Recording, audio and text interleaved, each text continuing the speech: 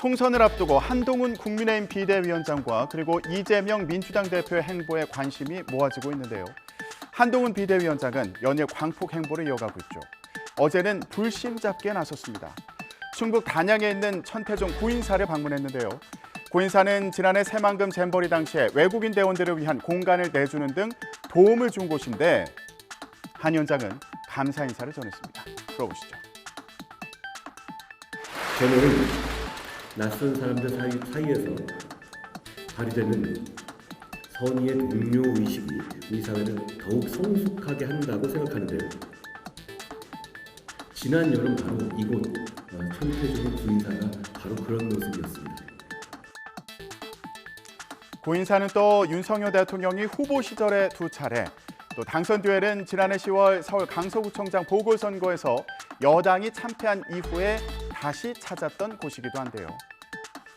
최근 김건희 여사 특검법이 정치권 쟁점이 되고 있는 만큼 행사를 마친 한 위원장에게 관련 질문이 쏟아졌습니다.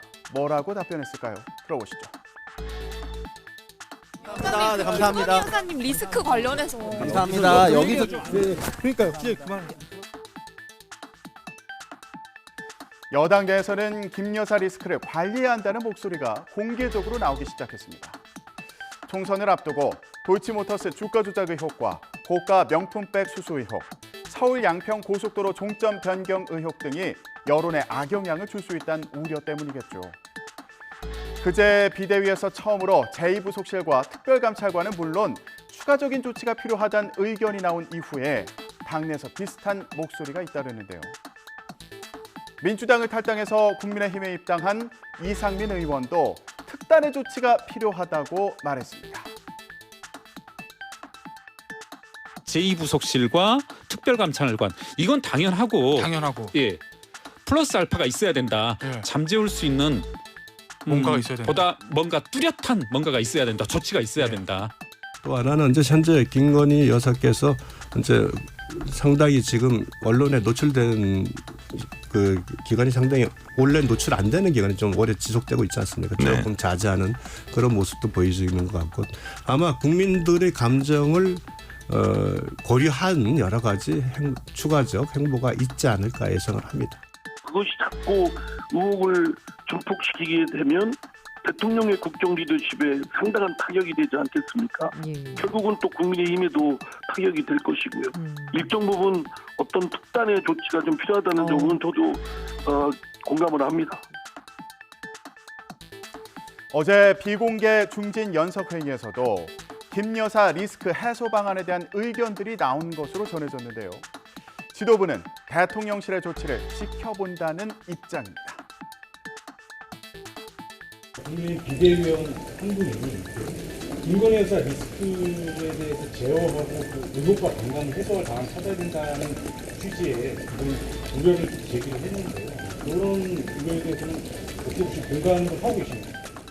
지금 대통령 비서실에도 뭐 제2부속실 설치를 비롯해서 언급을 한 바가 있습니다. 대통령 비서실에서 제2부속실 설치를 비롯한 여러 가지 조치들을 당에서 지켜보고 있습니다. 더불어민주당 이재명 대표는 피습 8일 만인 오늘 퇴원합니다. 퇴원 후에 당분간 자택에서 치료를 이어갈 예정입니다. 서울대병원 헬기 이송 논란이 있는 만큼 오늘 퇴원하면서 어떤 메시지를 낼지 주목되는데요. 어제 이 사진이 관심을 끌었습니다. 바로 이재명 대표와 또 친명계 좌장으로 불리는 정성호 의원이 주고받은 문자 내용입니다. 네, 자세히 볼까요? 정 의원이 이 대표에게 부산병원에서 응급조치 잘 해주셔서 수술 잘 받았다고 부산 의료진들에게 감사 인사를 먼저 꼭 해야겠습니다라고 조언한 게 보이네요. 자, 그런데 5시간 뒤에 이재명 대표가 메시지를 보냈습니다. 현금택은 어느 정도로 할까요? 예, 이렇게 물었어요. 앞서 현근택 민주연구원 부원장이 한 지역 정치인의 여성 비서에게 성희롱성 발언을 했다는 언론 보도가 나오면서 논란이 됐는데요. 이 대표가 이와 관련해서 정 의원과 상의를 하는 것으로 보입니다. 그러자 정 의원은 당직 자격정지는 되어야 하지 않을까, 공천관리위원회 컷오프 대상이라고 답했습니다. 대표적인 친명계로 꼽히는 현 부원장은 비명계 윤영찬 의원 지역구인 경기 성남 중원구에서 출마를 준비하고 있는데요. 총선 공천에서 배제하는 중징계를 내려야 한다는 거죠.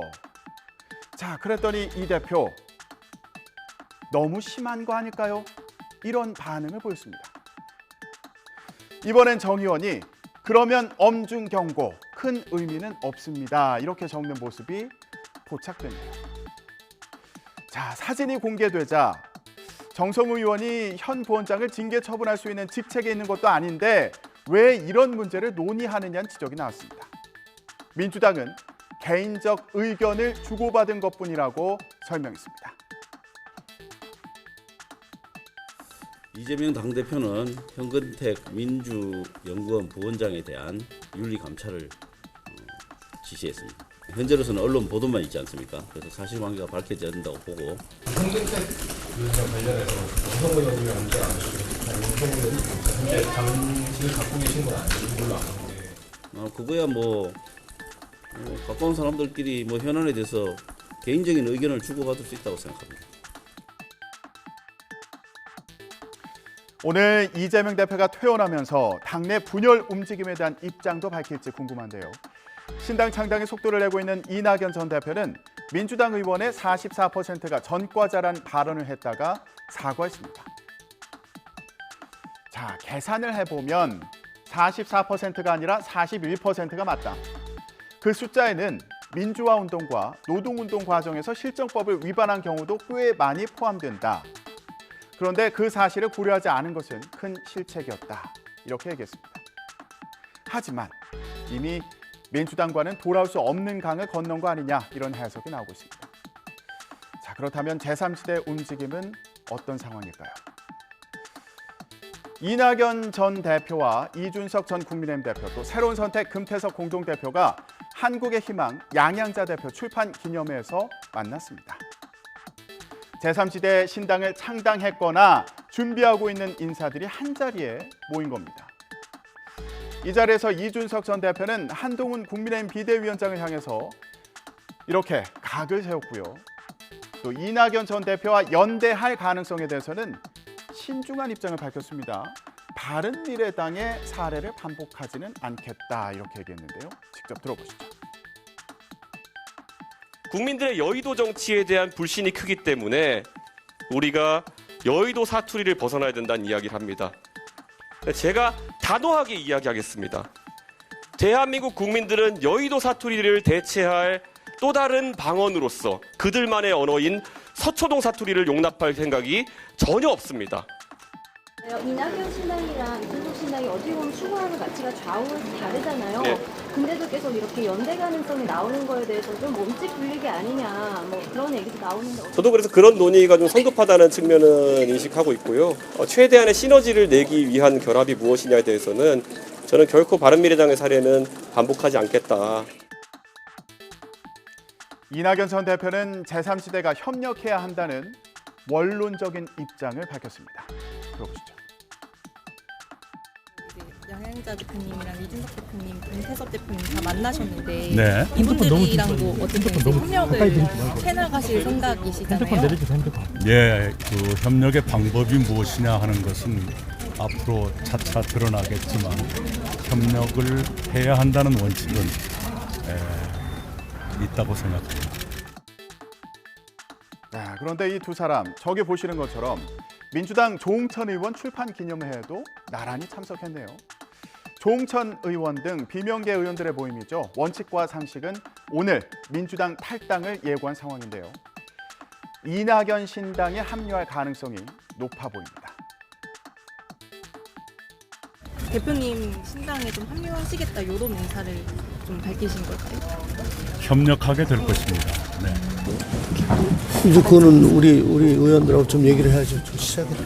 근데 어쨌든 뭐 의미 있도록 할 겁니다. 네. 네. 가장 의미 있는 거. 네, 비명계 의원들의 탈당에 이어서 그 다음 날에는 이낙연 전 대표의 탈당도 예고된 상태죠. 제3지대 움직임에 선거 구도가 요동칠 것으로 보입니다. 지금까지 전국 브리핑이었습니다.